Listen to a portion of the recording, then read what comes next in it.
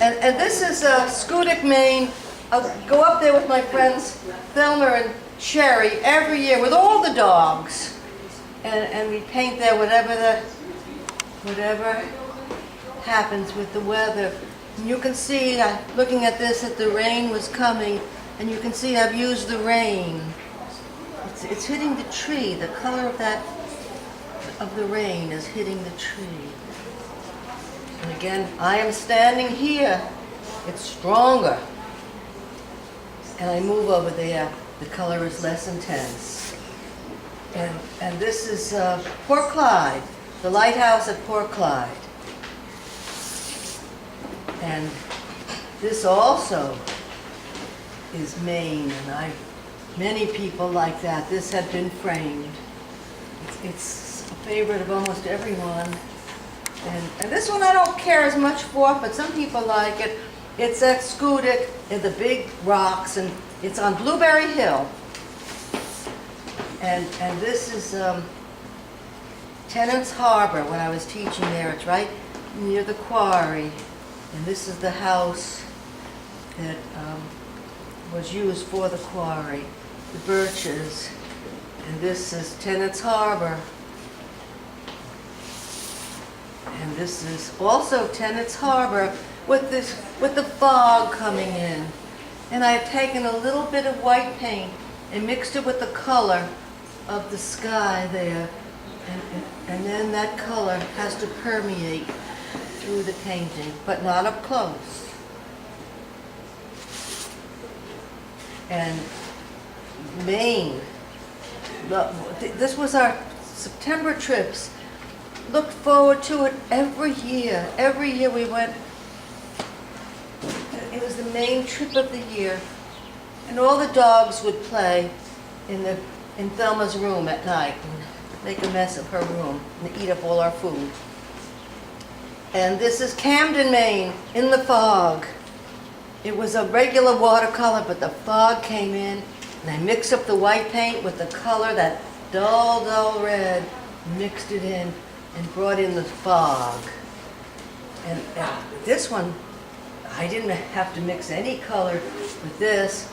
This is also Tennant's Harbor, and the rain did this one. Look at those washes in there.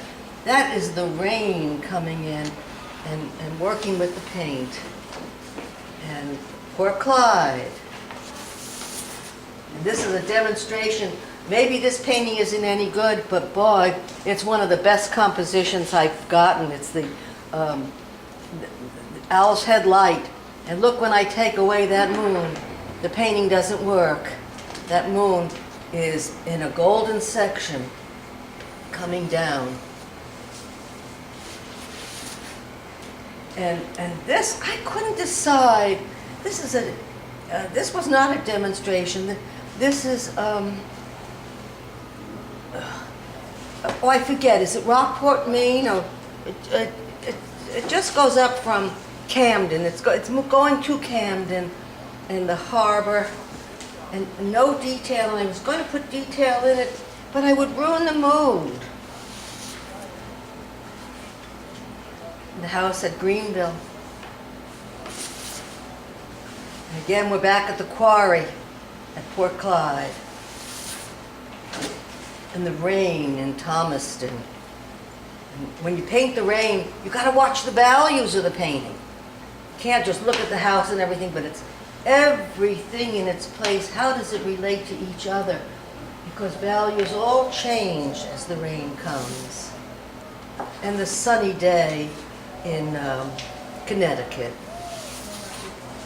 And behind the lighthouse, no, behind the post office at Port Clyde. And that's where I found my dog Bandit, right there. And Thomaston, and this is one of the best compositions ever that I got of a street scene.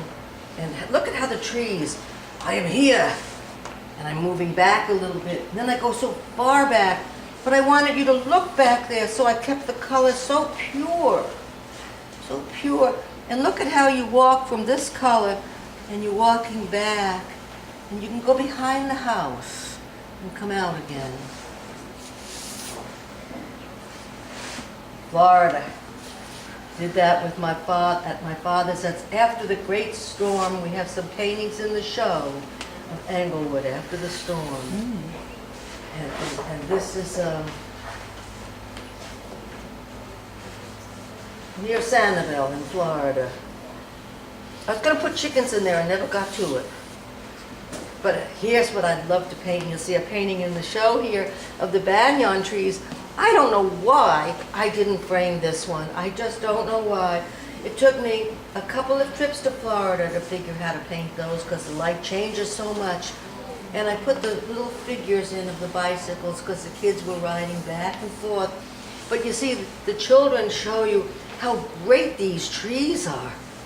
A little child would just be right there. The tree is so great.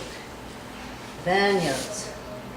And again, Florida after that terrible storm. And this one will certainly be one of the first paintings to sell. And this was in many, many shows. And this is at Tracy Acres in Englewood, Florida. And look at the patterns that I made here. And this also hung in my house for a long time. And right here, you see, to give it scale, I have in great detail, I have that bird. I forget what you call the bird, but you see, you don't see the bird because the values are close. You see here where I wanted you to look. I wanted you to look here, and I wanted you to look there. And that's the second thought. Wonderful painting. Another one. Oh, I love Florida. Oh, I wish I could go there again. This is the beach at Sanibel. Did it at noontime. Well, only wild men, Englishmen, and watercolor painters go out at noontime in Florida. And this is also Sanibel. I think it's Ding Darling Park. Never been seen by anyone until you're seeing it now. Never been seen. I did this so long ago. And look at the birds, how you find where the birds are. Although you don't notice the birds as much, I put them in a very beautiful area, and they're in the center, golden section, center. So they're taking over just by their position. And look at how we go with the water, and we're able to go back, because as the water came closer, it became warmer and darker and more intense. And as we go back across the marsh, it's less. I should have framed that one too. Oh, and this is at the beach at Sanibel. And this, again, this has been in a show at Rockport Art Association of the palm trees. This again, after that bad storm. And this is the parking lot of Good Harbor Beach in the winter. And they keep it closed now. And it was such a wonderful place to paint with the big sky. And see back here, no, back in here, looks abstract. You know what that is? That's a Stop and Shop right there. I just used it for a shape. And this painting is the next house, right next to it. This is the Good Harbor Beach. The parking lot.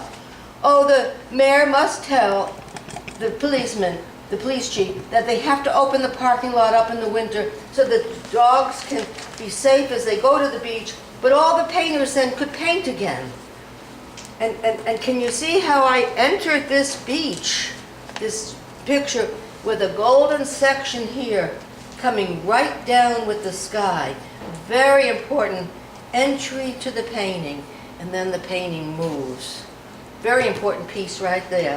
And that's only a path, an opening of the trees, and Eastern Point.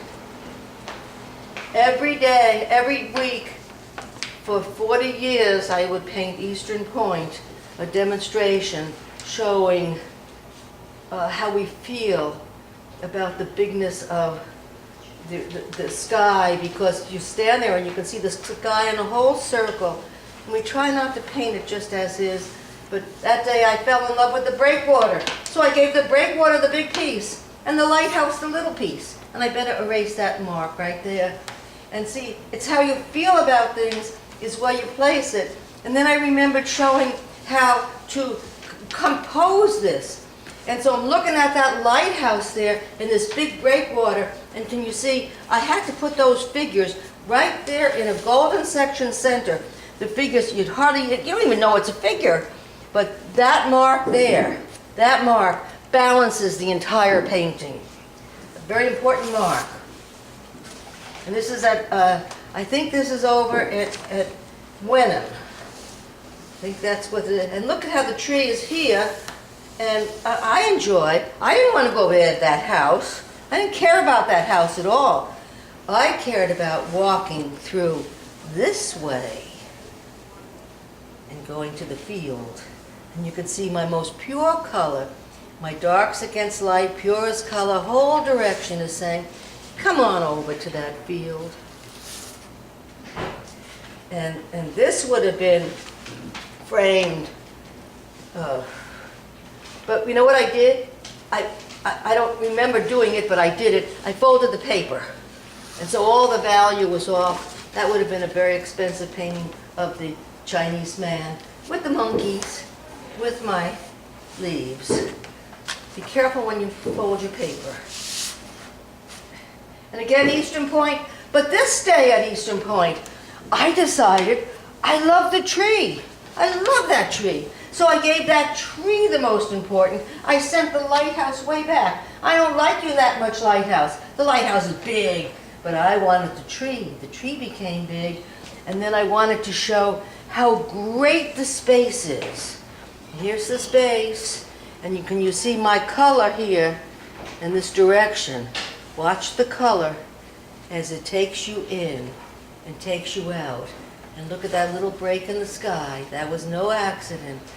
Golden square, that's in a square, holding the entire sky. See, you have to have that little white piece there to balance the painting. You don't have to put objects in. You do it with your color, you do it with your brush work. Follow the brush. The brush will take you to good places. And a farm in Greenville. How did Eastern Point get into this one? I don't know. This is supposed to be, well, we're just going to leave it there. It doesn't matter. This is Greenville. And this is the Greenville. It's a rainy day. I couldn't finish it, but I liked it enough to keep it. And the white sand of Wingersheek. And this is Caleb's Lane. Nobody's going to like this. It's just a lane. This is where I live. I live right up in here. See, I'm taking the road up there, but you can't see my house. And this is Yvonne Wood's house. And see, there's the fence. That fence is white, but I wanted it that color because I didn't want to see it, because I wanted to feature that house. And you look whether, and you see that house is then balanced with this, with that fence. Caleb's Lane. Oh, by the way, when you paint the shadows, you want to be able to look into the shadows. Look at all the different colors I have. And to push that house, bring this house forward, I had to darken that edge slightly. That's called refraction. And then take you into that. That's how you create space, with refraction. And a Rockport quarry. And look at all, you think it's just old gray rocks? It's not old gray rocks. Look at all the color we have in the rocks. And then these cold rocks in the foreground. And look at how it goes back there. And over by Farnham's, where we get our clams. Nice clam dinner there. They have good, but it was a windy day. Can you feel the wind in that day? And again, looking through a driveway on Caleb's Lane, and look what I found. And see, the whole painting is taking you there. And the house is so little that I had to give it a center. And I had to help that house a bit. So I have the center, I have the mark coming down there. It's called an implied line. And there we go. And these little marks here. Implied line giving strength to the house.